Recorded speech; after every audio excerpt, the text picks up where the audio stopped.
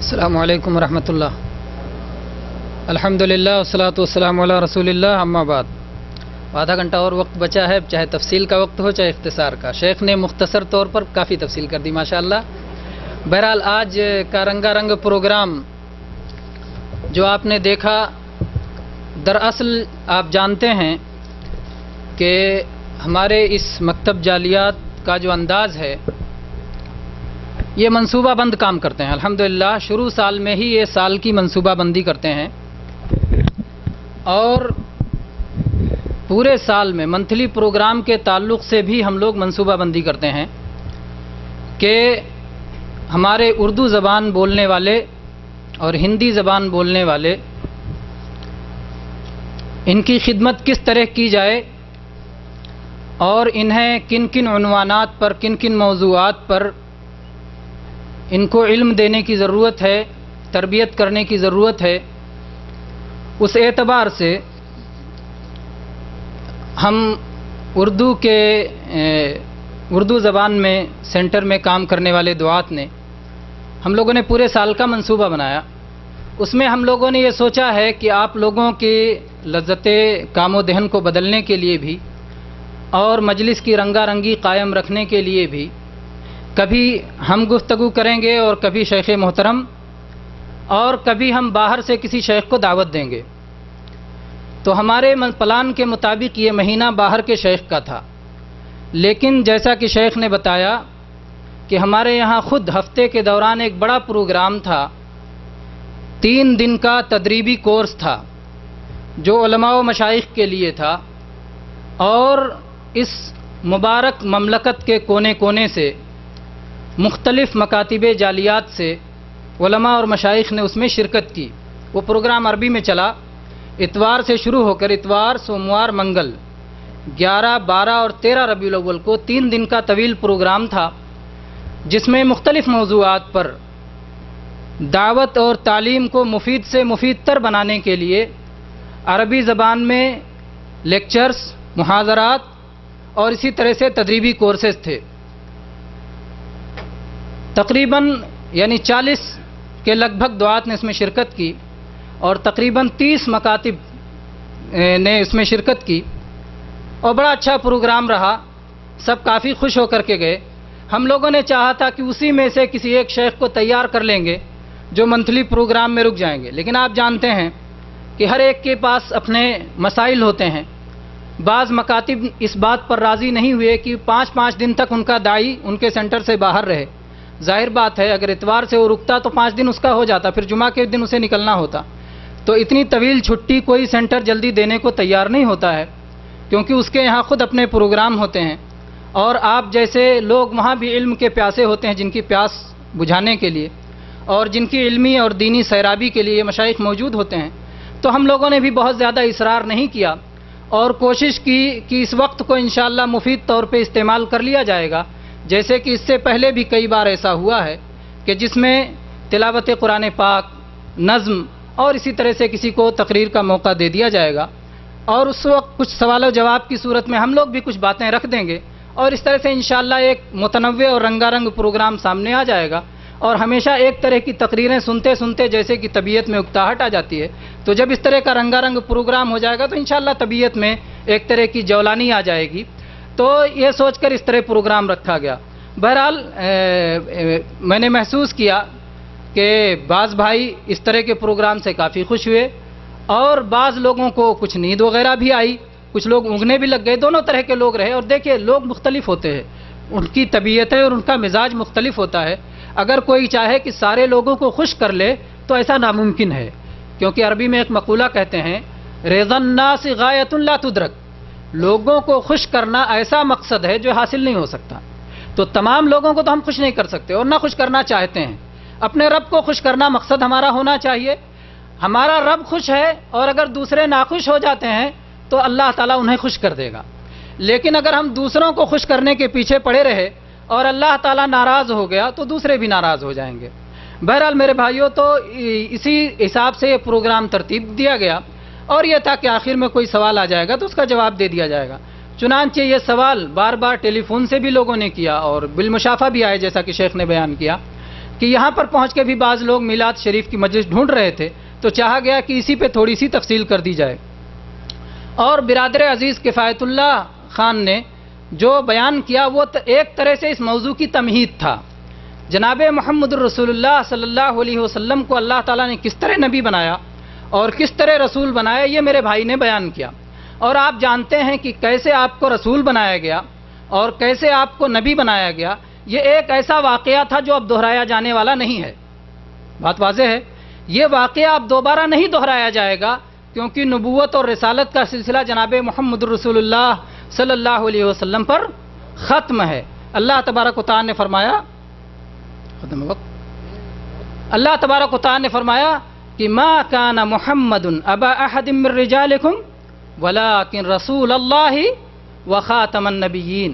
محمد صلی اللہ علیہ وسلم تم میں سے مردوں میں سے کسی کے باپ نہیں ہیں، لیکن آپ اللہ کے رسول ہیں اور آپ آخری نبی ہیں، سلسلے نبوت پر مہر لگانے والے ہیں۔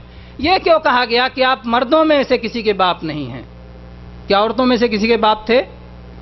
جی ہاں، نبی کریم صلی اللہ علیہ وسلم کے بیٹے پیدا ہوئے اور وہ بچپن میں ہی انتقال کر گئے، لیکن آپ کی بیٹیاں زندہ رہیں، ان کی شادیاں ہوئیں اور ان سے اولاد بھی ہوئی۔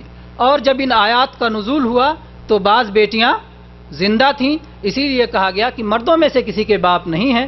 اور آپ جانتے ہیں کہ نبوت مردوں ہی کو ملتی ہے، عورتوں کو نبوت نہیں دی جاتی ہے، اس لیے کہ نبوت میں لوگوں کا سامنا کرنا ہوتا ہے، لوگوں کو سمجھانا ہوتا ہے، لوگوں سے گفتگو کرنی ہوتی ہے، لوگوں کو تعلیم دینی ہوتی ہے، ہمیشہ لوگوں سے رابطہ رہتا ہے، جو کام عورت نہیں کر سکتی ہے، اور اس میں عورت کے لیے مشاکل ہیں، دونوں کی فطرت، دونوں کی طبیعت، دونوں کا انداز، دونوں کی طاقت، دونوں کی قوت، دونوں کے احساس، حواس اور سوچنے سمجھنے کے انداز، یہ سب مختلف ہیں۔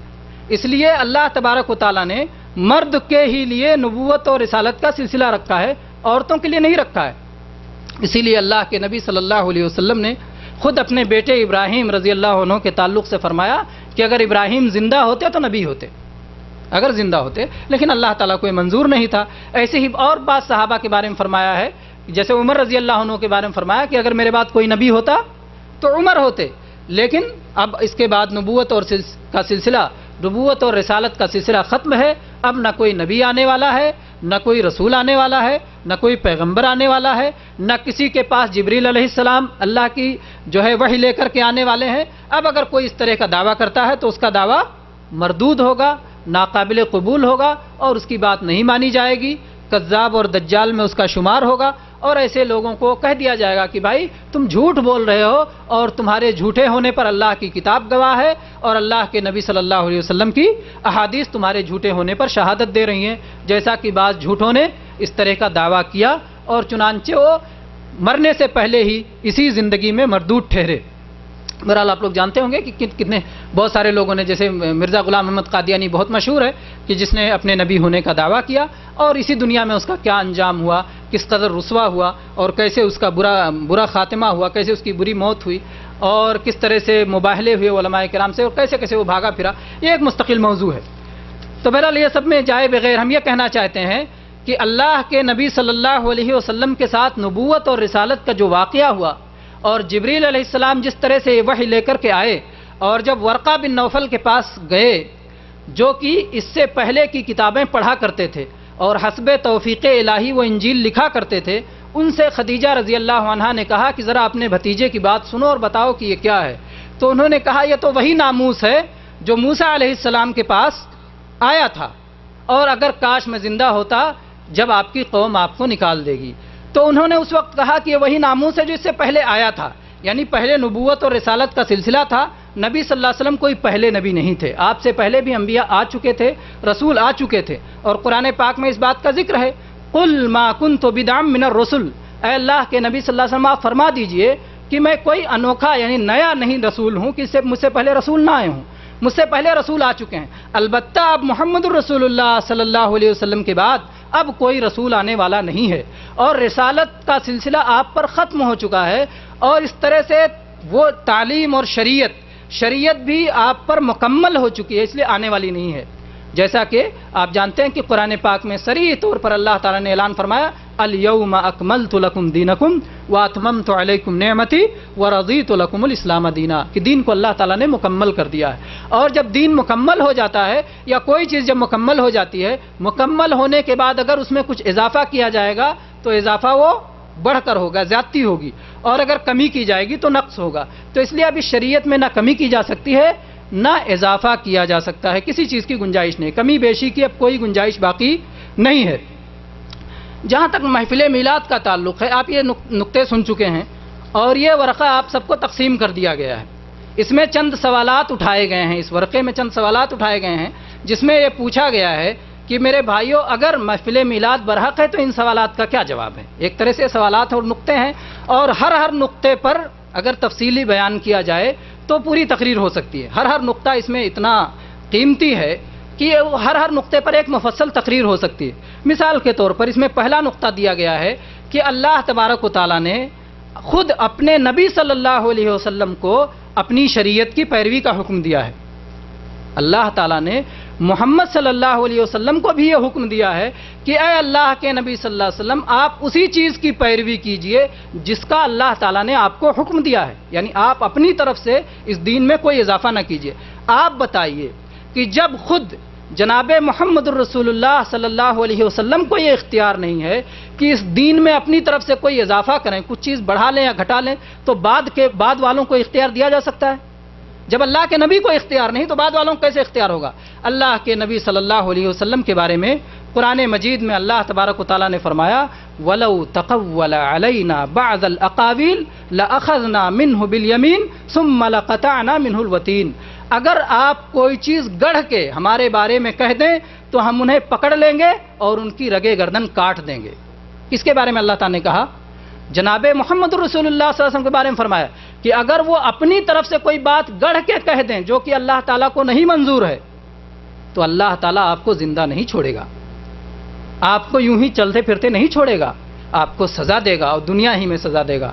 تو میرے بھائیو اللہ کے نبی صلی اللہ علیہ وسلم کو اختیار نہیں تھا تو بعد والوں کو اختیار کہاں سے دیا جا سکتا ہے کہ وہ اس میں بڑھائیں؟ اللہ تعالیٰ نے فرمایا ثم جعلناک علی شریعۃ من الامر فاتبعها، ہم نے آپ کو ایک شریعت دی ہے، آپ اس شریعت کی پیروی کیجئے۔ ولا تتبع اهواء الذین لا يعلمون، اور جو لوگ علم نہیں رکھتے ان کی خواہشات کی پیروی نہ کیجئے۔ گویا دو چیزیں ہیں، ایک طرف اللہ کی شریعت ہے جس کی پیروی کا حکم دیا گیا ہے، اور ایک طرف جاہلوں کی خواہشات ہیں جس سے روکا گیا ہے۔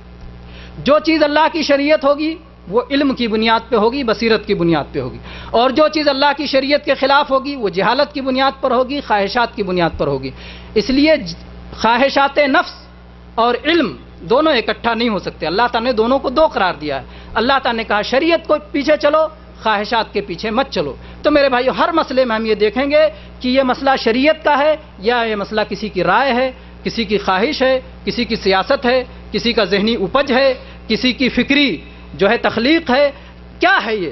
اگر ہم دیکھیں گے کہ یہ اللہ کی کتاب میں ہے، اللہ کے رسول صلی اللہ علیہ وسلم کے دین میں ہے، اللہ کی شریعت میں ہے، تب تو وہ شریعت کا حصہ ہے، اس کی پیروی کریں گے۔ لیکن اگر اس کے برخلاف اور کوئی چیز ہوگی تو اس کی پیروی نہیں کی جائے گی، بلکہ وہ کہا جائے گا کہ خواہشات نفس میں ہے، جسے رد کرنے کا ہمیں حکم دیا گیا ہے، خواہشات نفس کو اپنانے کا حکم نہیں دیا گیا۔ جگہ جگہ خواہشات کا جو ہے ذکر کیا گیا قرآن پاک میں، اور کہا گیا کہ خواہشات کو چھوڑ دو، خواہشات کی پیروی نہ کرو۔ اللہ تعالیٰ نے فرمایا افرأیت من اتخذ الہہ ہوا، کیا آپ نے ان لوگوں کو دیکھا جنہوں نے اپنی خواہشات ہی کو اپنا معبود بنا لیا ہے، اپنی خواہشات ہی کی عبادت کر رہے ہیں، اپنی خواہشات ہی کے پیچھے چل رہے ہیں؟ تو ایسے لوگوں کے قریب نہیں جانا ہے، بلکہ ہم کو اللہ کی شریعت پہ چلنا ہے، اللہ کے دین پہ چلنا ہے جو اللہ تعالیٰ نے اپنے نبی پہ نازل کیا ہے۔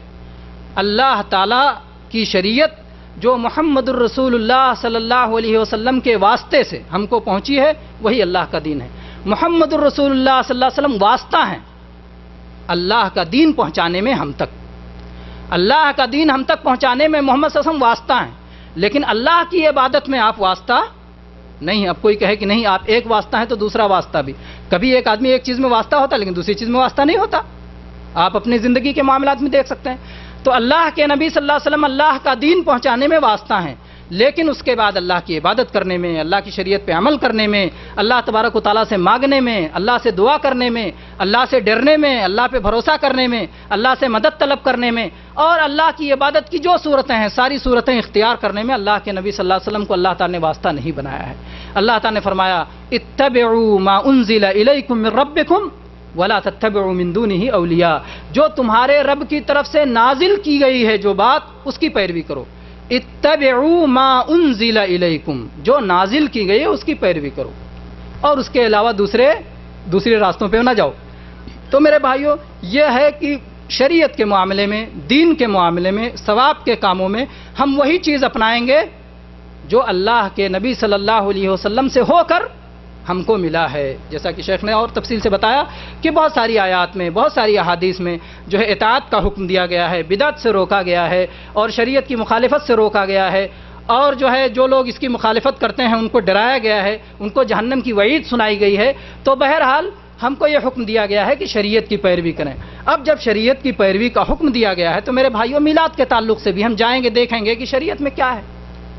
کیا کبھی خود نبی کریم صلی اللہ علیہ وسلم نے، یا آپ کے صحابہ کرام نے، یا خلفائے راشدین نے، یا ائمہ دین نے، یا صحابہ اور تابعین نے، یا سلف صالحین نے، بزرگان دین نے، معتبر اور بزرگان دین نے، کیا کبھی 12 ربیع الاول کو کوئی ایسا خاص عمل کیا ہے جو باقی دنوں سے مختلف ہو؟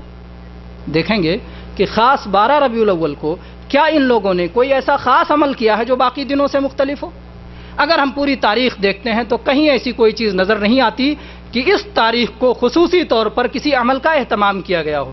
تو ظاہر بات ہے جب اس تاریخ پر خصوصی طور پر کسی عمل کا اہتمام نہیں نظر آتا، اس کا مطلب ہے کہ ان لوگوں نے اس دن کو کوئی اہمیت نہیں دی، اور اس لیے ہمیں بھی اہمیت دینا درست نہیں ہے، کیونکہ نیکی کے وہ لوگ ہم سے زیادہ حریص تھے، ہم سے زیادہ وہ لوگ نیکی کے چاہنے والے تھے، ہم سے زیادہ وہ نیکی میں بڑھ چڑھ کے حصہ لینے والے تھے، ہم سے زیادہ وہ رسول اللہ صلی اللہ علیہ وسلم سے اور اللہ تعالیٰ سے محبت کرنے والے تھے، ہم سے زیادہ وہ دین پر چلنے والے تھے، ہم سے زیادہ وہ دین کو سمجھنے والے تھے، ہم سے زیادہ وہ دین کے متبع تھے۔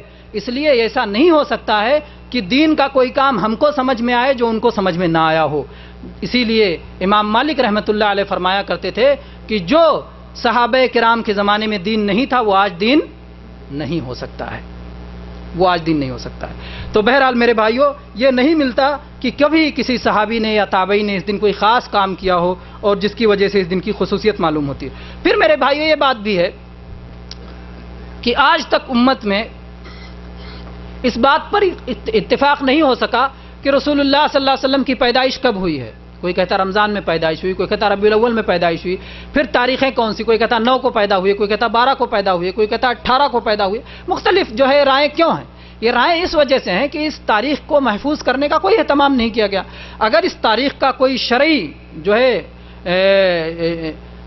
شرعی حکم ہوتا، اس کے ساتھ متعلق ہوتا، اور شریعت کے کسی کام سے اس کا تعلق ہوتا، تو ظاہر بات ہے اس تاریخ کی حفاظت کی جاتی، اسے یاد رکھا جاتا اور اس پر عمل کیا جاتا۔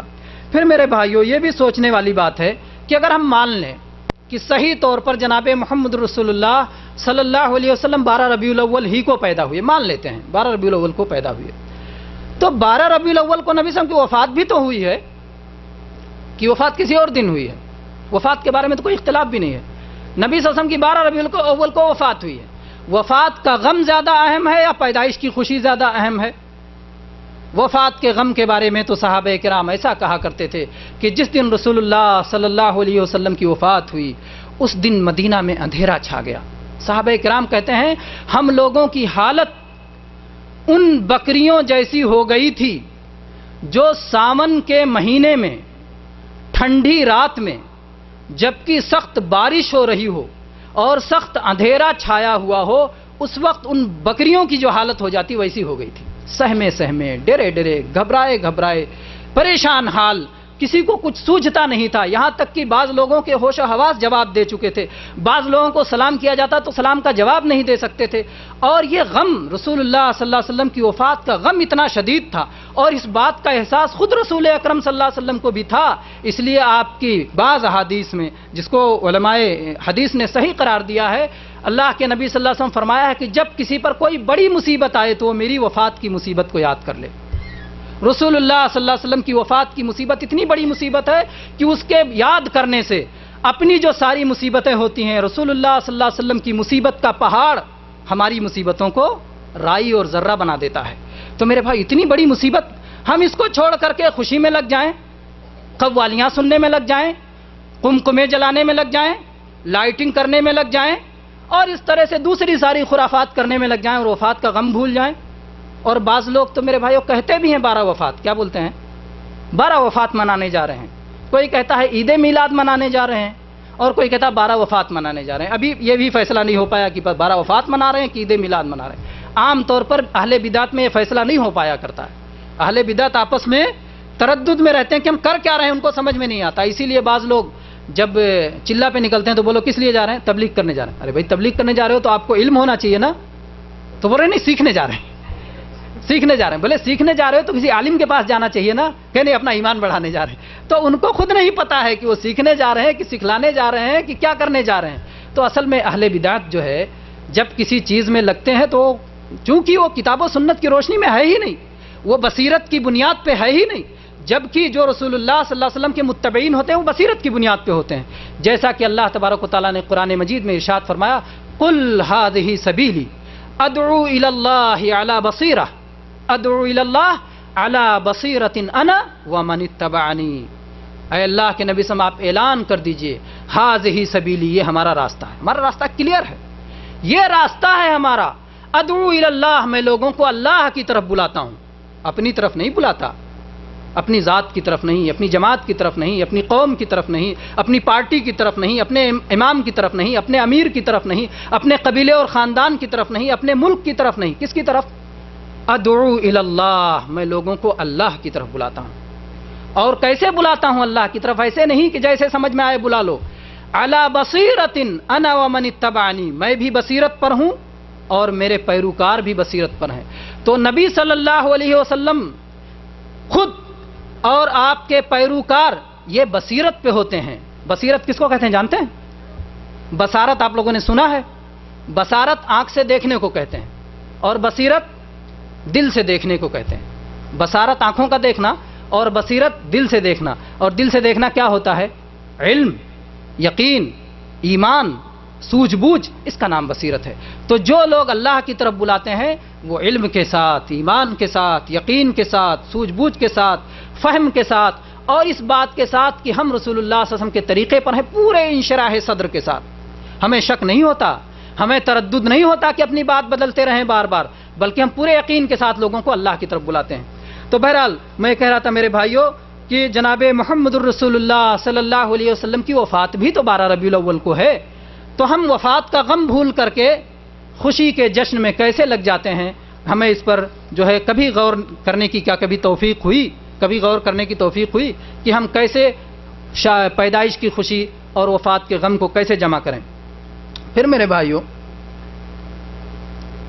بھی کچھ وقت ہے نا شاید، پھر میرے بھائیوں یہ بھی غور کرنے کی چیز ہے کہ رسول اللہ صلی اللہ علیہ وسلم جب پیدا ہوئے تھے تو آپ کو کیا کہا جاتا تھا؟ عبداللہ کے بیٹے محمد، عبداللہ کے بیٹے محمد پیدا ہوئے۔ اور جب آپ 40 سال کے ہوئے اور جبریل علیہ السلام اللہ کی وحی لے کے آئے تو آپ کے لیے کیا نام آیا؟ اللہ کے رسول۔ عبداللہ کے بیٹے محمد تھے تو جیسے کوئی ابو طالب کے بیٹے علی تھے یا کسی کے بیٹے کوئی تھے، ویسے آپ بھی انہی لوگوں کے ساتھ تھے۔ یہ اور بات تھا کہ آپ کے کردار کی وجہ سے، آپ کے اخلاق کی وجہ سے، آپ کی سچائی کی وجہ سے، آپ کی امانت داری کی وجہ سے جو اعلیٰ انسانی اخلاق پائے جاتے ہیں ان کی بنیاد پہ آپ کی تعریف تھی۔ لیکن اللہ تعالیٰ نے آپ کو کوئی خاص مقام دیا ہو، کوئی خاص مرتبہ دیا ہو، کب سے شروع ہوا؟ نبی بنائے جانے کے بعد سے شروع ہوا، بعثت کے بعد سے شروع ہوا، قرآن پاک کے نزول کے بعد سے شروع ہوا، آپ پر جبریل کے علیہ السلام کے آنے کے بعد سے شروع ہوا۔ تو یہ وقت اصل میں یہ وقت اس سے زیادہ اہم ہے۔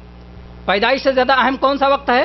نبی بنائے جانے کا وقت، اور جس کو قرآن پاک میں خاص طور پر اللہ تبارک و تعالیٰ نے کہا ہے کہ یہ اللہ کا اہل ایمان پہ احسان ہے۔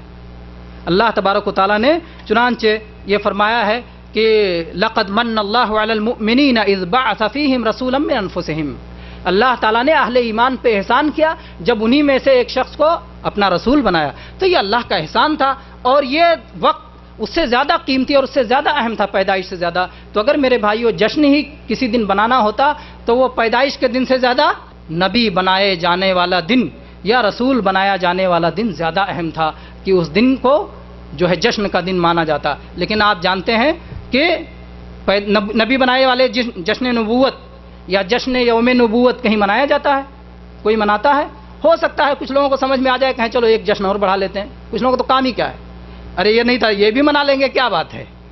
کہہ دیں گے ایک جشن منا لو پیدائش کا، پھر ایک جشن منا لو جوانی کا، پھر ایک جشن منا لو جو ہے نبی بنائے جانے کا، پھر ایک جشن منا لو معراج کا، پھر ایک جشن منا لو خدیجہ رضی اللہ عنہا کی شادی کا، پھر فلاں بیوی سے شادی کا 11 بیویاں ہوئی، ہر شادی پہ ایک جشن منا لو، اور پھر اس کے بعد میں جو ہے آپ کی برسی منا لو، اور اس کے بعد میں پھر آپ جو فتوحات جو فتح بدر کا جو فتح ہوا اس پہ جشن منا لو، پھر جب فتح مکہ کیا گیا اس پہ جشن منا لو، پھر جب آپ نے حجۃ الوداع کیا تو اس پہ جشن منا لو.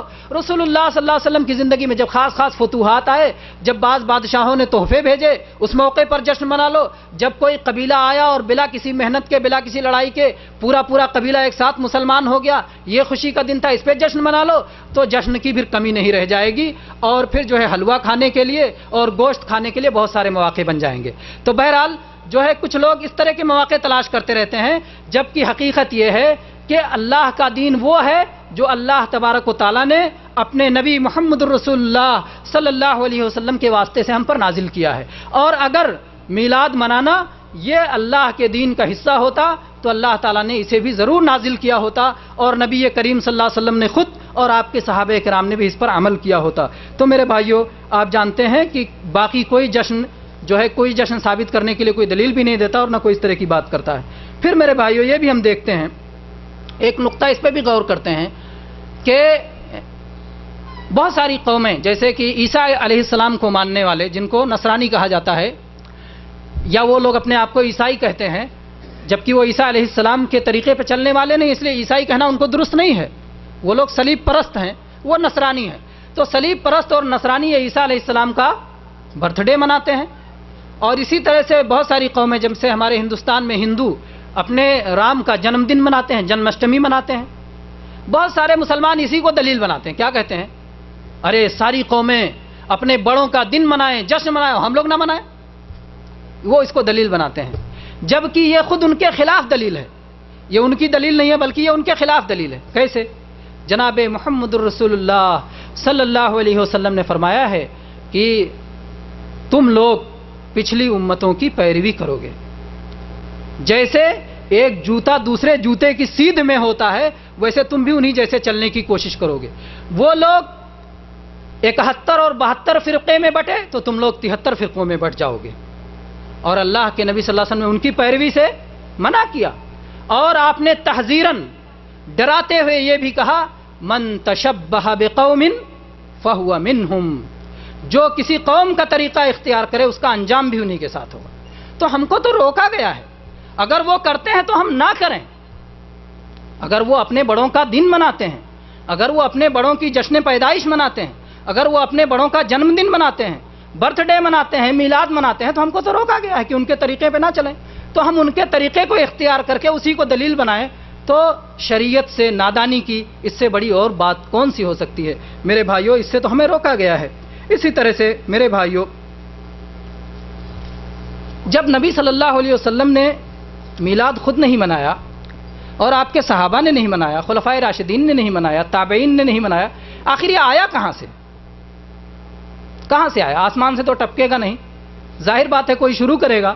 کس نے شروع کیا؟ کوئی جانتا ہے بھائی کس نے شروع کیا؟ یہ آپ کے پرچے میں لکھا ہوا ہے، اور آپ تاریخ کی کتاب پڑھیں گے تو آپ کو یہ ملے گا کہ مصر میں ایک حکومت قائم ہوئی تھی جن لوگوں کا دعویٰ تھا کہ وہ فاطمی ہیں. وہ اپنے آپ کو کہتے تھے فاطمیین، یعنی فاطمہ رضی اللہ عنہا کی نسل سے کہتے تھے اپنے آپ کو، لیکن وہ اس دعوے میں جھوٹے تھے، کذاب تھے.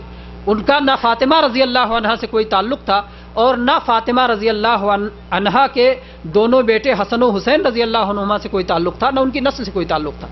یہ لوگ جو ہے یہودیوں کی اولاد تھے اور ان لوگوں نے دین کو کھلونا بنا رکھا تھا. یہ اہل بدعت تھے.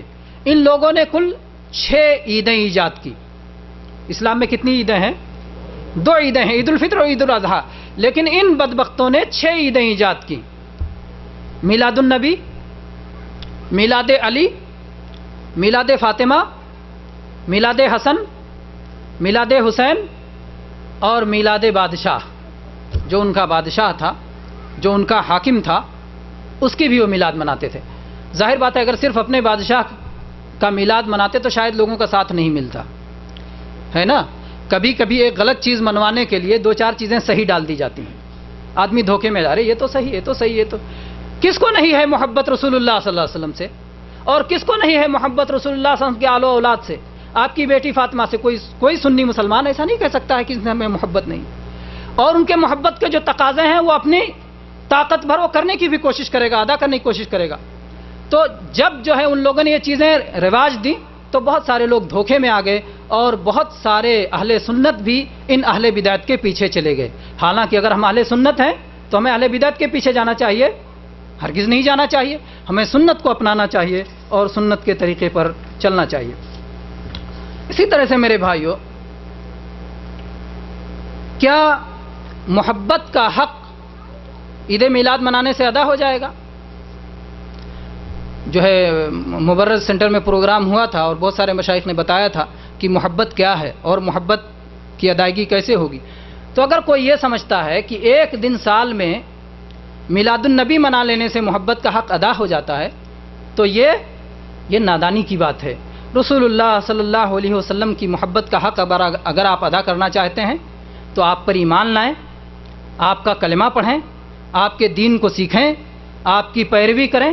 آپ دیکھیے کتنے افسوس اور تعجب کی بات ہوتی ہے، ایک آدمی جو سیدھے سے اشہد ان لا الہ الا اللہ اور اشہد ان محمد رسول اللہ نہیں پڑھ پاتا سیدھے سے، اور میلاد کے جلوس میں سب سے آگے رہتا ہے، کلمہ نہیں پڑھنے آتا، اور کلمہ پڑھ لیتا ہے تو معنی نہیں جانتا، لیکن میلاد کے جلوس میں سب سے آگے۔ 5 وقتہ صلاۃ نہیں پڑھتا جو اللہ تعالیٰ نے فرض کیا ہے، 5 وقت کی صلاۃ ہر مسلمان پہ فرض ہے، کلمہ پڑھے صلاۃ واجب ہوگی، فرض ہو گئی۔ اب 5 وقت کی صلاۃ نہیں پڑھتا لیکن میلاد النبی کے جلوس میں سب سے آگے رہتا ہے، دن بھر لگاتا ہے اس میں، بلکہ کئی دن تیاریوں میں بھی لگا رہتا ہے۔ فرض زکوٰۃ ادا نہیں کرتا، اللہ نے اسے مال دیا ہے، وہ زکوٰۃ ادا کر سکتا ہے، لیکن فرض زکوٰۃ ادا نہیں کرتا، لیکن اپنی گاڑی، اپنی کار، اپنا ٹریکٹر، اپنا ٹرک اور ساری چیزیں سب وقف کر دیتا ہے میلاد النبی کے جلوس کے لیے، سب کو لے جاتا ہے، جو ہے عورتوں مردوں کا بے پردہ میل جول بھی ہوتا ہے اس میں، سب لے کے جاتا ہے، وہاں پہنچ جاتا ہے اور یہ سمجھتا ہے کہ نبی صلی اللہ علیہ وسلم کی محبت کا حق ادا کرا۔ اصل میں کیا ہوتا ہے، جب دین سے صحیح رشتہ کمزور پڑ جاتا ہے تو ہم لوگ چاہتے ہیں کچھ رسمیں ایجاد کر لیں اور ان رسموں کو پکڑ کے دیندار بنے رہیں، ہے نا۔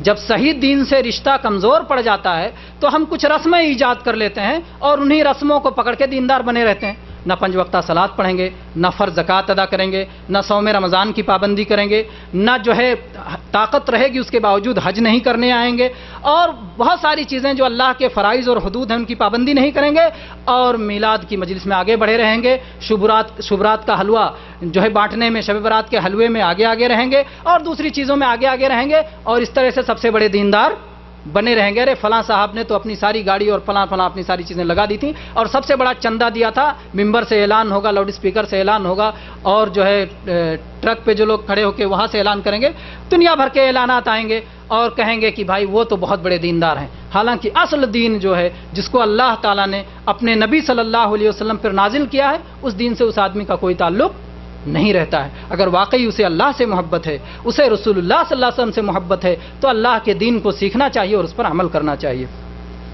پھر میرے بھائیوں، کچھ لوگ یہ بات بھی کہتے ہیں کہ ہم رسول اللہ صلی اللہ علیہ وسلم کی پیدائش کا دن اس لیے مناتے ہیں تاکہ یہ یادگار رہے، لوگ بھول نہ جائیں۔ آپ کیا سمجھتے ہیں کہ اللہ تعالیٰ نے اپنے نبی صلی اللہ علیہ وسلم کی یادگاریں نہیں بنائی ہیں اور لوگ نبی صلی اللہ علیہ وسلم کو ایسے ہی بھول جانے والے ہیں؟ اللہ تبارک و تعالیٰ تو فرماتا ہے وَرَفَعْنَا لَكَ ذِكْرَكَ، اے اللہ کے نبی ہم نے آپ کا ذکر بلند کر دیا ہے، یعنی ہم نے آپ کی اتنی یادگار قائم کر دی ہے کہ بھولنے کا سوال ہی نہیں ہوتا۔ اذان ہوتی ہے، مؤذن کہتا ہے اشہد ان لا الہ الا اللہ، اس کے بعد کیا کہتا ہے؟ اشہد ان محمد رسول اللہ، اشہد ان محمد رسول اللہ، آپ کا نام بھی پکارا گیا محمد، آپ کا پیغام بھی بتایا گیا کہ آپ اللہ کی عبادت کو इस दुनिया में कायम करने के लिए आए थे अशहदु अल्ला इलाहा इल्लल्लाह के जरिए, और आपका मकाम भी बताया गया कि आप अल्लाह के रसूल हैं, अशहदु अन्ना मुहम्मद। तो आपके नाम का भी ऐलान होता है, आपके मकाम का भी ऐलान होता है, आपके पैगाम का भी ऐलान होता है। कौन भुलाएगा आपको? और ऐसा नहीं, आप गौर करें मेरे भाइयों, तो 24 घंटे में कोई वक्त ऐसा नहीं है कि जिस वक्त दुनिया के किसी कोने में अजान ना हो रही हो।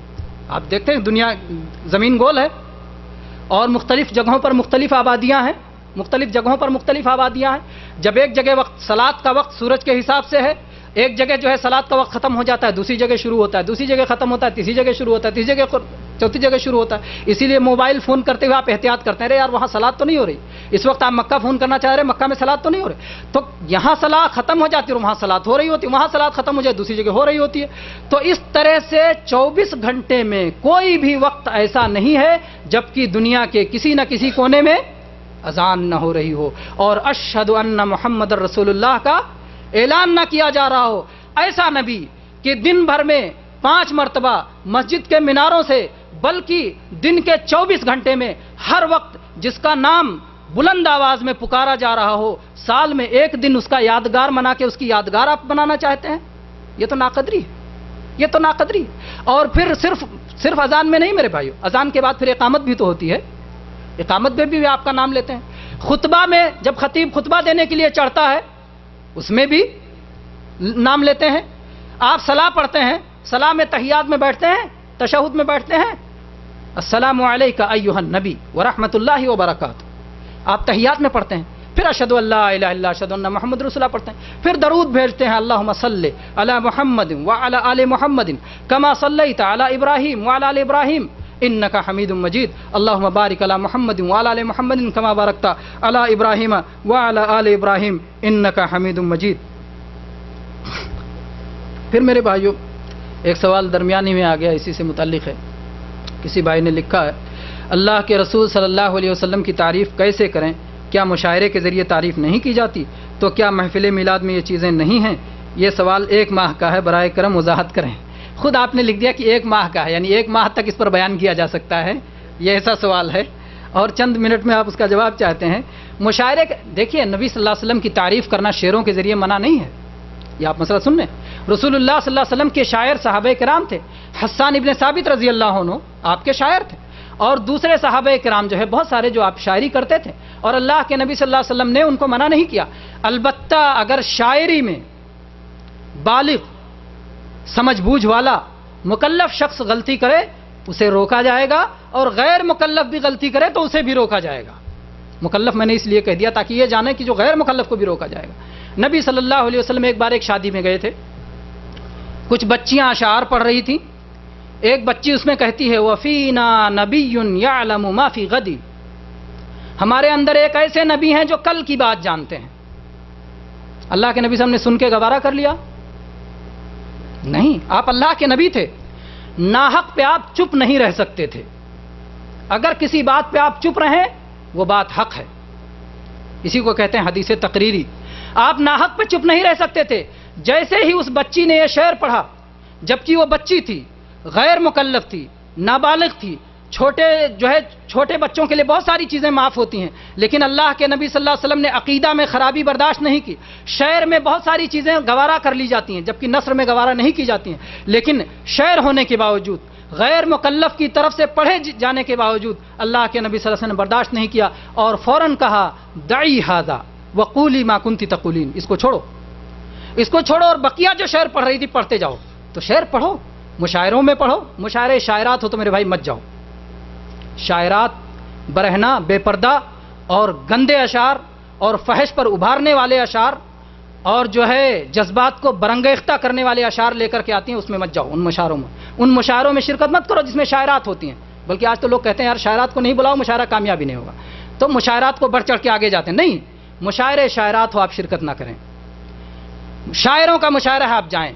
लेकिन मेरे भाइयों फिर शायर लोग कितने मुल्हिदाना अशार पढ़ते हैं, कितने ईमान के खिलाफ पढ़ते हैं, कितने अल्लाह पर एतराज़ करते हैं, कितने दीन इस्लाम पे एतराज़ करते हैं। अगर मुशायरों में इस तरह की बात हो तो उनके में भी शिरकत ना करो, बाइकाट करो उनका। जब सही बात कहें तो सुनो, गलत बात कहें मत सुनो। अल्लाह के नबी सल्लल्लाहु अलैहि वसल्लम का यही तरीका था। اور اہل حق اہل جرات کا یہی طریقہ ہونا چاہیے. تو مشاعرے میں اگر اللہ کے نبی کی تعریف ہوتی ہے اور صحیح طور پہ تعریف ہوتی ہے تو قابل قبول ہے, اور اگر غلط تعریف ہوتی ہے تو اسے رد کر دیا جائے گا. تو محفل میلاد میں اگر صحیح تعریف ہو تو قابل قبول ہے, اور اگر غلط تعریف ہو تو اسے رد کر دیا جائے گا. قوالی میں اگر صحیح تعریف ہے تو قابل قبول, اور اگر غلط تعریف ہے تو اسے رد کر دیا جائے گا. نعت شریف میں اگر صحیح تعریف ہے تو قابل قبول, اور اگر غلط تعریف ہے, حد سے تجاوز ہے یا آپ کی شان میں گستاخی کی گئی ہے تو اسے رد کر دیا جائے گا. یہ کہیں بھی ہو, کسی بھی کلام میں ہو, تقریر میں ہو, نثر میں ہو, نظم میں ہو, کہیں بھی ہو, اگر حد کے اندر ہے, اس مقام کے اندر ہے جو اللہ تعالیٰ نے آپ کو مقام دیا ہے, قابل قبول. اگر اس کے خلاف ہے یا تجاوز کر دیا جائے, حد سے اوپر بڑھا دیا جائے یا گستاخی کی جائے, دونوں ناقابل قبول ہے. نہ گستاخی قابل قبول اور نہ حد سے تجاوز قابل قبول. صرف وہ قبول ہے جو اللہ تعالیٰ کو قبول ہے, جیسا کہ جناب محمد الرسول اللہ صلی اللہ علیہ وسلم کا طریقہ تھا کہ آپ فرماتے تھے, آپ کے جب بیٹے ابراہیم علیہ السلام کا انتقال ہو گیا تو آپ نے کیا کہا, القلب یحزن والعین تدمع وَإِنَّا بِفِرَاقِكَ يَا إِبْرَاهِيمُ لَمَحْزُونُونَ وَلَا نَقُولُ إِلَّا مَا يَرْضَى رَبُّنَا. آپ نے کہا کہ دل میں غم ہے, آنکھوں سے آنسو بہ رہے ہیں, ابراہیم تمہاری جدائی پہ ہمیں سخت تکلیف ہے, لیکن ہم زبان سے وہی بات کہیں گے جس سے ہمارا رب راضی ہوتا ہے. جو رب کی رضا کے خلاف ہو وہ زبان سے ہم کہہ نہیں سکتے. تو میرے بھائیوں, اگر قوالیوں میں, اشعار میں اگر ایسی باتیں کی جائیں جو رسول اللہ صلی اللہ علیہ وسلم کے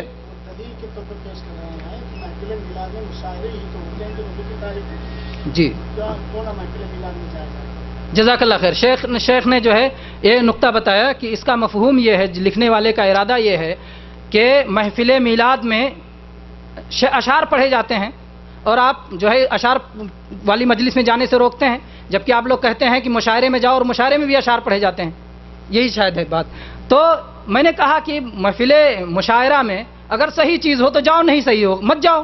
اور محفل میلاد میں آپ مشاعرہ جب کوئی منعقد کرتا ہے تو کوئی نہیں کہتا کہ فلاں دن مشاعرہ ہوگا اور اس میں جانے میں اتنا ثواب ہے. کوئی کہتا ہے مشاعرہ کرنے میں, مشاعرہ کو کوئی دین سمجھ کے نہیں کرتا, مشاعرہ کو دین سمجھ کے نہیں کرتا, اور محفل میلاد کو دین سمجھ کے کرتے ہیں, ثواب سمجھ کے کرتے ہیں, نیکی سمجھ کے کرتے ہیں. بدعت اسی کو تو کہتے ہیں میرے بھائی. آج تک آپ نے بدعت نہیں سمجھا.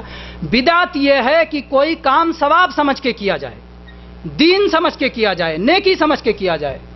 اگر ثواب اور دین اور نیکی سمجھ کے آپ کرتے ہو تو اللہ اور اللہ کے رسول کی دلیل پیش کرو, اور اگر ایسے ہی عام سماجی بات کرتے ہو, کہتے ہو دین کا کوئی حصہ نہیں ہے, تو ٹھیک ہے, پھر اسے کون روکے گا. دین کے خلاف جو بات ہوگی اس سے روکا جائے گا, اور جس کو دین سمجھ کے کیا جائے اس کا دین سے ثبوت ہونا ضروری ہے. جیسا میں نے جو سوال سمجھا, بھائی نے کہا ہے کہ بھائی محفل میلاد میں ہوتا کیا ہے, نبی کی تعریف ہوتی ہے, نبی کی شان بڑھائی جاتی ہے, تو ایسے مجلس میں جانے کو آپ بدعت کہتے روکتے ہیں. میرے بھائیوں ساتھیوں, جیسا کہ میں نے بتلایا تھا, نبی کے طریقے کو پکڑو, صحابہ خلفائے راشدین کے طریقے کو پکڑو. آج کے شعراء سے بڑے بڑے شعراء اس زمانے میں موجود تھے, بلکہ بسا اوقات اللہ کے رسول حسان بن ثابت سے کہتے تھے آؤ شعر پڑھو, آؤ شعر پڑھو. تو اگر محفل میلاد متعین کر کے 12 ربیع الاول کو شعر ہی کی شکل میں نبی کی تعریف کرنا جائز ہوتا تو رسول اکرم صلی اللہ علیہ وسلم کے ادبا شعراء کو رسول اکرم بلاتے, آؤ آج میرا برتھ ڈے ہے, آج کے دن میں پیدا ہوا ہوں, آؤ محفل میلاد متعین کر کے میری تعریف کرو. ہر چیز میں شریعت دیکھی جائے گی, نبی کا طریقہ دیکھا جائے گا. اگر صحابہ کرام میں سے کسی ایک صحابی نے, یہ بھی معلوم ہونا چاہیے کہ آخری صحابی کا انتقال 110 ہجری میں ہوا ہے, سن 11 ہجری میں نبی کریم صلی اللہ علیہ وسلم کا انتقال ہو گیا. آخری صحابی کا انتقال سن 110 ہجری میں ہوا ہے. سن 110 ہجری تک صحابہ کرام زندہ تھے. نبی کریم صلی اللہ علیہ وسلم کے وفات کے بعد سے لے کر کے سن 110 ہجری تک کیا صحابہ کرام نے عید میلاد النبی کے موقع پر 12 ربیع الاول کے موقع پر جشن مشاعرہ رچا, نبی کی تعریف کی, نہ آپ کی موجودگی میں اور نہ آپ کے رخصت ہونے کے بعد. اور جیسا کہ شیخ نے اشارہ کیا, بڑی بھاری بات, کہ ہم سے کہیں زیادہ وہ نبی کے پیروکار اور محبت کرنے والے تھے, ہم سے کہیں زیادہ وہ دین کے حریص تھے, دین کے لالچی تھے. اگر ذرہ برابر اس کا تعلق دین سے ہوتا تو ضرور حسان ابن ثابت جیسے شاعر رسول, جن کو خطاب ملا ہے شاعر رسول, وہ آپ کی موجودگی میں بھی 12 ربیع الاول کو جشن عید میلاد النبی مناتے اور شعر ایسے کہتے جس پہ آپ انگلی نہیں اٹھا سکتے تھے. آج تو شعروں میں کیا ہے, بہت سارے لینا ہے ہمیں جو کچھ لے لیں گے, اللہ کے پلڑے میں وحدت کے سوا کیا ہے, لینا ہے ہمیں جو کچھ لے لیں گے, محبت سے شرک اور کفر سے بھرا ہوا مشاعرہ کرتے ہیں. महफिल मिलाद में। और बहुत सारे लोग कहते हैं महफिल मिलाद में रसूल का जिक्र ही तो छेड़ा जाता है, क्या एक ही दिन रसूल का जिक्र छेड़ा जाएगा? रसूल की सीरत तो डेली पढ़ने की बात है। तो अगर महफिल मिलाद में रसूल की तारीफ ही की जाए, रसूल की तारीफ ही की जाए, तबलीग ही की जाए, तौहीद की दावत ही जाए, फिर भी महफिल मिलाद मनाना या मचाना या उसको कायम करना रसूल अकरम सल्लल्लाहु अलैहि वसल्लम पर जो शरीयत उतारी गई है उससे उसका सबूत नहीं मिलता है, चाहे आप नबी के पैगाम ही लोगों तक पहुंचाएं। ये महफिल मिलाद के नाम पर किसी तरह का डेकोरेशन करना ये नबी करीम सल्लल्लाहु अलैहि वसल्लम के दीन से नहीं है, साहबे कराम के तरीके से नहीं है। यहां तक कि आप लोग कह रहे हैं हम हनफी हैं, आप लोग कहते हैं हम मालिकी हैं, आप लोग कहते हैं हम शाफई हैं, आप लोग कहते हैं हम हम्बली हैं, आप लोग कहते हैं बोलो इमाम अबू हनीफा रहमतुल्लाह अलैह ने मनाया, इमाम आजम है, इमाम शाफी रहमतुल्लाह अलैह ने मनाया ईद मिलाद नबी, इमाम अहमद बिन हंबल रहमतुल्लाह अलैह ने मनाया, इमाम मालिक रहमतुल्लाह अलैह ने मनाया। ये अइम्मा दीन है जिनके आप पैरोकार बने हुए हैं। जब इन लोगों जिनके पैरोकारी आप कर रहे हैं इन लोगों ने नहीं बनाया तो कैसे मना रहे हैं? जैसा कि शेख ने बताया कि 5 मिलाद मनाया गया था नबी करीम सल्लल्लाहु अलैहि वसल्लम के इंतकाल के 400 साल के बाद। ये तारीख भी जानिए जो लोगों ने इजाद किया था, नबी करीम सल्लल्लाहु अलैहि वसल्लम के इंतकाल के कितने साल बाद? 400 साल के बाद यहूदियों की औलाद ने इजाद किया था। लिहाजा इसका दीन से कोई वास्ता ताल्लुक नहीं मेरे भाइयों, चाहे उसमें मुशारा, चाहे उसमें मना करके कुरान ही की तिलावत ही क्यों ना की जाए। इस तरह की कोई चीज शरीयत में नहीं। अगर आप इबादत करना चाहते हैं, मिसाल के तौर पर आगे आप एक मूर्ति रख लीजिए, नमाज पढ़िए, आप कहिए मैं अल्लाह की नमाज पढ़ा, मूर्ति रखने नहीं दो, सही है। कब्र एक मजार है, आगे आप रखिए, कब्र पे जाइए, जोहर पढ़िए, जायज होगा। हालांकि आप कहें मैं तो नमाज पढ़ा हूं भाई, नमाज पढ़ना सही है ना, लेकिन उस जगह पे पढ़ना सही कि नहीं सही? इसलिए सुन्नत वक्त से भी मुताल्लिक है, टाइम से मुताल्लिक सारी चीजें। अगर कोई ये कहे आज जश्न ईद मिलादुन नबी है, सारे मुसलमान आकर के एक एक पारे के कुरान की तिलावत करेंगे, सारे लोग एक एक हदीस रसूल जो सही सनद से साबित हो जा करके सुनाएंगे, तब भी महफिल मिलाद अल्लाह के रसूल साबित नहीं है। इस दीन का बहाना लेकर के भी अल्लाह के रसूल साबित नहीं है। या तो कुरान की कोई आयत पेश करे, या नबी करीम सल्लल्लाहु अलैहि वसल्लम के किसी एक साल की कोई दलील पेश करे, या सहाबे कराम में से किसी का एक अमल कोई पेश करे। और अगर नहीं पेश करता है तो तौबा करे, क्योंकि ये बिदअत है, ताल्लुक नहीं मेरे भाई। चाहे उसमें मुशारा, चाहे उसमें मना करके कुरान ही की तिलावत ही क्यों ना की जाए। इस तरह की कोई चीज शरीयत में नहीं। अगर आप इबादत करना चाहते हैं, मिसाल के तौर पर आगे आप एक मूर्ति रख लीजिए, नमाज पढ़िए, आप कहिए मैं अल्लाह की नमाज पढ़ा, मूर्ति रखने नहीं दो, सही है।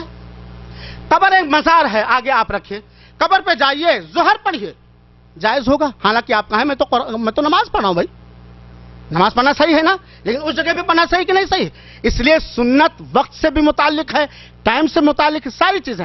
अगर कोई ये कहे आज जश्न ईद मिलादुन नबी है, सारे मुसलमान आकर के एक एक पारे के कुरान की तिलावत करेंगे, सारे लोग एक एक हदीस रसूल जो सही सनद से साबित हो जा करके सुनाएंगे, तब भी महफिल मिलाद अल्लाह के रसूल साबित नहीं है। इस दीन का बहाना लेकर के भी अल्लाह के रसूल साबित नहीं है। या तो कुरान की कोई आयत पेश करे, या नबी करीम सल्लल्लाहु अलैहि वसल्लम के किसी एक साल की कोई दलील पेश करे, या सहाबे कराम में से किसी का एक अमल कोई पेश करे। और अगर नहीं पेश करता है तो तौबा करे, क्योंकि ये बिदअत है। जज़ाकल्लाह खैर। अलबत्ता एक चीज़ है, बाज़ गांव ऐसे पाए जाते हैं, बाज़ जगहें बस्तियां ऐसी पाई जाती हैं जहाँ के मुसलमान इस्लाम के बारे में सिर्फ एक चीज़ जानते हैं, साल में मिलाद मना लेना कभी कभी।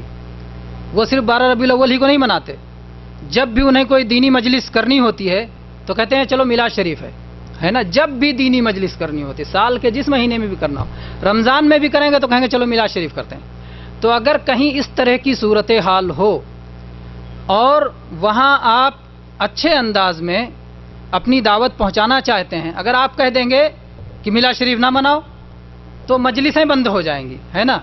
आप उसी मजलिस को खैर के लिए इस्तेमाल करें जो कि 12 रबीउल अव्वल के दिन नहीं कायम हुई है ना, 12 रबीउल अव्वल के दिन नहीं कायम हुई है, बल्कि वो किसी और दिन। वो बेचारा इस्लाम के बारे में सिर्फ यही जानता है कि जो मुसलमान हो उसे कभी ना कभी मिलाद शरीफ पढ़ना चाहिए। जैसे हिंदू समझते हैं कि जैसे अगर कोई हिंदू है तो जिंदगी में कभी ना कभी उसे कथा पढ़वाना चाहिए, है ना, कभी कथा पढ़वाना चाहिए। तो वो लोग जमा करके अपने पंडित को लाके कथा पढ़वाते हैं।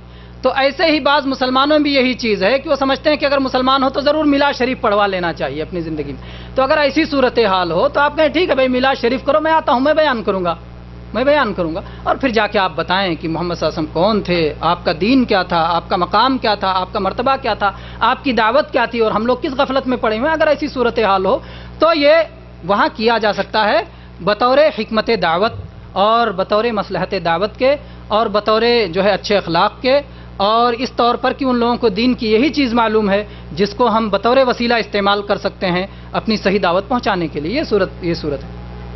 ورنہ جیسا کہ شیخ نے بتایا کہ اگر 12 ربیع الاول کو میلاد کے نام پر جو بھی کریں گے وہ اس کو ثابت ہونا چاہیے، ثبوت کے بغیر کچھ نہیں کر سکتے. آگے چلتے ہیں میرے بھائیوں، وقت تو کافی گزر چکا ہے، اس وقت جو ہے پروگرام ایک دم ختم ہونے کا وقت ہے. 2 منٹ میں 2 نقطے جو اور باقی رہ گئے میں اسے بتا کر کے میں اپنی بات ختم کرتا ہوں. اگلی بات یہ چل رہی تھی کہ نبی صلی اللہ علیہ وسلم کا ایک دن یادگار منانا اس کی نہ کوئی ضرورت ہے، اور اللہ تبارک و تعالیٰ نے خود اللہ کے نبی صلی اللہ علیہ وسلم کی یادگاریں قائم کر دی ہیں اور آپ کا ذکر بلند کر دیا ہے. یادگار اس کا منائیے جس کو لوگ بھول جاتے ہوں، اور جو لوگ بھول جاتے ہوں وہ یادگار منائے. جو رسول اللہ صلی اللہ علیہ وسلم کو ہر دن اور بلکہ ہر گھڑی یاد رکھتے ہیں، ان لوگوں کو ضرورت نہیں ہے کہ سال میں ایک دن یادگار منائیں. آگے چلتے ہیں کہ اللہ کے نبی صلی اللہ علیہ وسلم نے یہ بھی فرمایا ہے، لا تطرونی کما اطرت النصارى ابن مریم فانما انا عبد فقولوا عبد اللہ ورسولہ. اللہ کے نبی نے فرمایا کہ مجھے حد سے آگے نہ بڑھانا، جیسے مریم کے بیٹے عیسیٰ علیہ السلام کو ان کے ماننے والوں نے حد سے آگے بڑھا دیا، ان کو اللہ کا بیٹا بنا دیا، ان کو اللہ کا ٹکڑا بنا دیا، ان کو 3 کا تیسرا بنا دیا. ویسا رسول اللہ صلی اللہ علیہ وسلم کو نہ بنانا. رسول اللہ صلی اللہ علیہ وسلم تو اللہ کے بندے ہیں اور اللہ کے رسول ہیں، اور یہ بہت بڑا مرتبہ ہے آپ کا، جس مرتبے سے بڑھا. دیکھیے، مرتبے سے کسی کو اوپر بڑھانا یہ بھی بے عزتی ہے، اور مرتبے سے نیچے گرانا یہ بھی اس کی توہین ہے. ایک آدمی مدیر نہیں، اس کو جا کر کے آپ کو اے مدیر، اس کی آپ تعریف کر رہے ہو کہ برائی کر رہے ہو، اس کو منہ چڑھا رہے ہو آپ. وہ مدیر نہیں اور اس کو آپ مدیر کہو تو اس کو چڑھا رہے ہو کہ تو مدیر نہیں ہے. ایک حوالدار کو جا کے کہو داروغہ صاحب، اس کی تعریف کرو کہ اس کو چڑھا رہے ہو، اس کو چڑھا رہے ہو آپ. تو جو مقام نہیں ہے اس مقام سے اوپر کر دینا یہ چڑھانا ہے، یہ گستاخی ہے، یہ بے ادبی ہے. جو مقام ہو وہی مقام دینا چاہیے. مقام سے نیچے کرنا بھی بے ادبی اور مقام سے اوپر اٹھانا بھی بے ادبی. جو جس کا مقام ہے وہ مقام دے دینا، یہی اس کی عزت ہے. تو رسول اللہ صلی اللہ علیہ وسلم نے فرمایا کہ انما انا عبد فقولوا عبد اللہ ورسولہ. میں اللہ کا بندہ ہوں، اللہ کا رسول ہوں، مجھے اللہ کا بندہ کہو، اللہ کا رسول کہو. میرے بھائیوں، پھر رسول اللہ صلی اللہ علیہ وسلم کی ذاتی صفات کا، ذاتی اوصاف کا، جیسے یہ بیان کرنا کہ آپ کے بال بڑے خوبصورت تھے، آپ کا چہرہ چاند جیسا تھا، آپ کا شباب بڑا بھرپور تھا، آپ کا بدن بہت قوی تھا، اور اسی طرح سے آپ بڑے بہادر تھے، اور آپ کا سرما ایسا تھا، اور آپ کی پگڑی ایسی تھی، اور آپ کا جبہ ایسا تھا، اور آپ کی چال ایسی تھی، اور وغیرہ وغیرہ جو آپ کے اخلاق اور اوصاف تھے، یا وہ خلقی ہوں یا خلقی ہوں یا خلقی ہوں، کیسے بھی ہوں، جو اسلاف آپ کے اوصاف تھے اس کو بیان کرنا، آپ کی سچائی کو بیان کرنا، آپ کی امانت داری کو بیان کرنا، یہ تو کتنے غیر مسلم بھی کرتے ہیں. آپ نے سنا ہے جو ہے عبد المطلب کا وہ شعر جس میں انہوں نے نبی صلی اللہ علیہ وسلم کے بارے میں فرمایا، وَأَبْيَضُ يُسْتَسْقَى الْغَمَامُ بِوَجْهِهِ سِمَالُ الْيَتَامَى عِصْمَةٌ لِلْأَرَامِلِ. وہ سفید، وہ گورا چٹا کہ جس کے چہرے کے وسیلے سے لوگ بارش مانگتے ہیں. یہ کس کا شعر ہے؟ عبد المطلب کا. عبد المطلب کا، یہ اسلام نہیں لائے تھے. وہ کہتے ہیں وہ گورا چٹا جس کے چہرے کو دیکھ کر کے لوگ بارش مانگتے ہیں. یعنی ان کے اندر وہ روحانیت پائی جاتی ہے، وہ ان کی برکت لوگوں کو نظر آتی ہے کہ ان کو دیکھ کر کے لوگ مرعوب ہو جاتے ہیں، اور ان کے ذریعے سے اللہ سے واسطہ کہ اے اللہ اپنے اس نیک بندے کے واسطے سے تو بارش عطا کر دے، یہ مانگتے ہیں. یہ تصور تھا واسطے اور میں جاہلیت میں اس تصور کا، اس واسطے کا تصور تھا. انہوں نے اپنے تصور کے مطابق کہا کہ وہ گورا چٹا سفید آدمی، وہ میرا پوتا کہ جس کے وسیلے سے لوگ پانی مانگتے ہیں، بارش مانگتے ہیں اور بارش ہوتی ہے، جو یتیموں کا ملجا ہے، مددگار ہے، اور بیواؤں کو پناہ دیتا ہے. تو کیا عبد المطلب کو یہ کہہ دیں گے کہ اس شعر کی وجہ سے کہ نبی صلی اللہ علیہ وسلم کی تعریف میں کہ انہوں نے جو ہے جنت کا کوئی حصہ ان کو مل گیا، اس کی وجہ سے نہیں ہو سکتا ہے. اس طرح سے کتنے غیر مسلم ہیں جو کہ نبی صلی اللہ علیہ وسلم کی بڑی تعریفیں کرتے ہیں، لیکن یہ تعریفیں کب کارآمد ہوں گی؟ جب رسول اللہ صلی اللہ علیہ وسلم کی تعریف جو ہے آپ کی صحیح تعریف ہو. اور خود اللہ تعالیٰ نے قرآن مجید میں تو یہ بھی فرمایا ہے کفار کے تعلق سے، انہم لا یکذبونک ولکن الظالمین بآیات اللہ یجحدون، کہ اے اللہ کے نبی صلی اللہ علیہ وسلم، یہ کافر یہ آپ کو جھوٹا نہیں کہتے، لا یکذبون، کہ آپ کو جھوٹا نہیں کہتے، ولکن الظالمین بآیات اللہ یجحدون، لیکن یہ ظالم یہ اللہ کی آیتوں کو جھٹلاتے ہیں، یہ قرآن کو جھٹلاتے ہیں، یہ آپ کے دین کو جھٹلاتے ہیں، یہ آپ کی شریعت کو جھٹلاتے ہیں۔ تو رسول اللہ صلی اللہ علیہ وسلم کی تعریف صرف کرتے رہنا اور آپ کے دین کو نہ اپنانا، آپ کی شریعت کو نہ اپنانا، یہ انہی کفار کے طریقے پہ چلنا ہے۔ تو ایک اہل سنت کو، ایک مسلمان کو جو ہے ہمیشہ اہل ایمان کے طریقے پر اور رسول اللہ صلی اللہ علیہ وسلم کے طریقے پر چلنا چاہیے۔ بہرحال میرے بھائیو، آگے بھی چند نکات ہیں جو آپ کے پاس موجود ہے کہ میلاد کی مجلسوں میں بہت ساری برائیاں ہوتی ہیں، ناقابل بیان ہیں، جو ہے مرد اور عورتیں بے پردہ ملتی جلتی ہے، اسی طرح سے فضول خرچی ہوتی ہے، ریا اور نمود کا جو ہے لوگوں کو موقع ہوتا ہے، اسی طرح سے اس سے بھی بڑی بات کہ اس میں جھوٹی حدیثیں سنائی جاتی ہیں، جھوٹے قصے سنائے جاتے ہیں، اور اس سب سے بڑی بات جو کیا ہوتی ہے، ان مجلسوں میں شرک ہوتا ہے، ان مجلسوں میں شرک ہوتا ہے۔ بہت ساری مجلسوں میں یہ تصور ہوتا ہے کہ رسول اللہ صلی اللہ علیہ وسلم سب کچھ دیکھ رہے ہیں، سب کچھ سن رہے ہیں اور اس مجلس میں حاضر ہیں، تو یہ تو شرک ہے۔ اللہ کا حق رسول اللہ صلی اللہ علیہ وسلم کو آپ نے دے دیا، رسول اللہ صلی اللہ علیہ وسلم کو آپ نے اللہ کی طرح سے سننے والا، دیکھنے والا اور جو ہے سب کچھ جاننے والا بنا دیا، تو یہ بھی ان مجلسوں میں ہوتا ہے۔ تو یہ بہت ساری برائیاں ہیں جو ان مجلسوں میں ہوتی ہیں، اس لیے ان مجلسوں سے ہمیں دور رہنا چاہیے۔ اسی طرح سے میرے بھائیوں، عید میلاد النبی کے بدعت ہونے پر پوری امت کا اتفاق ہے، منانے والوں کا بھی اور نہ منانے والوں کا۔ سب کہتے ہیں کہ میلاد النبی بدعت ہے، سب کہتے ہیں۔ ان سے بھی پوچھو، کہو سنت ہے، کہیں گے نہیں، کہو بدعت ہے، کہیں گے ہاں۔ تو پوچھو بھائی بدعت ہے تو مناتے کیوں ہو؟ تو کہیں گے بدعت حسنہ ہے۔ کیا لائے نقطہ؟ بدعت حسنہ ہے، اچھی بدعت ہے۔ کہتے ہیں ہر بدعت بری نہیں ہوتی، کوئی بدعت اچھی ہوتی ہے، کوئی بدعت جو ہے بری ہوتی ہے، اور میلاد النبی یہ اچھی بدعت ہے۔ مختصر جواب میرے بھائیو، تفصیلی جواب جاننا چاہیں تو بدعت کے موضوع پر بہت ساری کیسٹیں ہیں، اس کو سن لیں۔ مختصر جواب یہ ہے کہ اللہ کے نبی صلی اللہ علیہ وسلم تو فرماتے ہیں کل بدعت ضلالہ، کل بدعت، کل کے کل بدعت ضلالت ہے، ہر بدعت گمراہی ہے، اور تم کہتے ہو نہیں بدعت کوئی حسنہ ہے کوئی سیاح ہے۔ تو اللہ کے نبی کی بات سچی، اللہ کے نبی کی بات مانے کہ آپ کی بات مانے؟ اللہ کے نبی تو کہتے ہیں کل بدعت ضلالہ، ہر بدعت گمراہی، اور تم کہتے ہو نہیں کوئی بدعت اچھی ہے۔ تو ہم کہتے ہیں بھائی اللہ کے نبی کہتے ہیں ہر بدعت گمراہی ہے، اور آپ بھی مانتے ہو کہ یہ بدعت ہے، اس لیے یہ بھی گمراہی ہے، لہٰذا اس سے توبہ کر کے کرنا چاہیے اور صحیح طریقے کو اپنانا چاہیے۔ اللہ تبارک و تعالیٰ سے دعا ہے کہ اللہ تبارک و تعالیٰ ہم سب کو جو ہے اپنے دین اور شریعت کو سمجھنے، اس پر عمل کی توفیق دے۔ آخر میں میرے بھائیوں یہ اعلان ہے جو انشاءاللہ چھپ کر کے آئے گا اور تقسیم ہوگا۔ ایک سمو الامیر محمد بن فہد بن جلوی آل سعود رحمہ اللہ کی طرف سے ایک بڑا مقابلہ ہو رہا ہے، جس میں تقریباً 2 لاکھ ریال کے انعامات ہیں۔ یہ جو ہے غیر سعودیوں کے لیے ہے، اجنبی لوگوں کے لیے جو عربی نہیں بولتے ہیں ان کے لیے جو ہے یہ مقابلہ ہے، اور یہ مقابلہ 14/4/1430 کو جو ہے شروع ہوگا۔ یہ اسی مسجد میں ہوگا، جامع فیصل بن ترکی جو سینٹر کے بغل میں ہے، اگلے مہینے کی 14 تاریخ کو۔ یہ تیسرا مہینہ چل رہا ہے، ربیع الاول ربیع الثانی، اگلے مہینے کی 14 تاریخ کو یہ مقابلہ ہونے والا ہے۔ اور اس میں جو بھائی شرکت کرنا چاہتے ہیں، اس میں 3 طرح کا مقابلہ ہے۔ حفظ قرآن کا مقابلہ ہے، جس میں پورا قرآن مجید، جو حافظ ہیں قرآن مجید کے وہ لوگ حصہ لے سکتے ہیں، کوئی بھی جو قرآن پاک کے پورے حافظ ہیں۔ پہلا انعام 2000 ریال، دوسرا انعام 1200 ریال اور تیسرا انعام 1000 ریال ہے۔ آپ لوگوں کو بتائیں کہ اس میں بڑھ چڑھ کے حصہ لیں، اور نام لکھانا ہے تو سینٹر میں نام لکھائیں، ہمارے آسا اسلامک سینٹر میں اس میں نام لکھا سکتے ہیں، ویب سائٹ کے ذریعے بھی نام لکھا سکتے ہیں۔ ویب سائٹ ہے www.musabaqah.org، یہ ویب سائٹ ہے، اور یہ چھپ کے انشاءاللہ پیپر آئے گا، تو اس کے ذریعے سے اپنا نام لکھائیں اور اس مقابلے میں حصہ لیں اور انعام حاصل کریں۔ دوسرا جو ہے حفظ قرآن کا مقابلے کا دوسرا حصہ، اس میں دعائیں یاد کرنا ہے، 1 سے 50 تک دعائیں یاد کرنا ہے۔ اس میں پہلا انعام ہے 900 ریال، دوسرا انعام ہے 800 ریال اور تیسرا انعام ہے 600 ریال۔ اس کے بعد میرے بھائی اس میں عربی تقریری مقابلہ بھی ہے۔ عربی تقریری مقابلہ میں جو پہلا مستوی ہے، اس میں 25 سال یا اس کے اوپر لوگ شریک ہو سکتے ہیں۔ اس میں پہلا انعام 1000 ریال ہے، دوسرا 600 ریال اور تیسرا 500 ریال۔ اور دوسرا مستوی جس میں 15 سال سے 25 سال کی عمر کے لوگ حصہ لے سکتے ہیں، اس میں پہلا انعام ہے 800، دوسرا انعام ہے 600 اور تیسرا 500 ریال۔ اور تیسرا مقابلہ تقریر کا، عربی میں تقریر کرنے کا، وہ 15 سال سے کم عمر کے بچوں کا ہے۔ اس میں 600 ریال پہلا انعام، دوسرا انعام 500 اور تیسرا انعام 400 ریال ہے۔